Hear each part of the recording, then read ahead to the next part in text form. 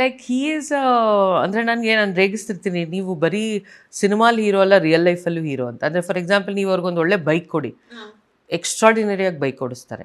Car ಎಕ್ಸ್ಟ್ರಾಡಿನರಿಯಾಗಿ car ಓಡಿಸ್ತಾರೆ. Everything he knows. ಈಗ ನಾವು ಕಾಡಿಗೆ ಫೋಟೋಗ್ರಫಿ ಅಂತ ಹೋಗ್ತೀವಿ, wild life photography.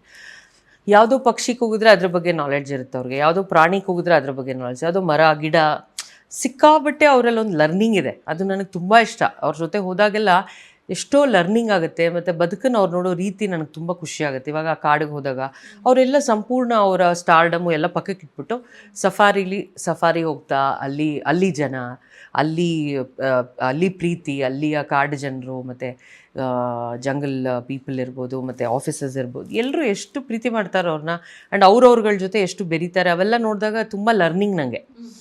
So I have adapted lot of things from him.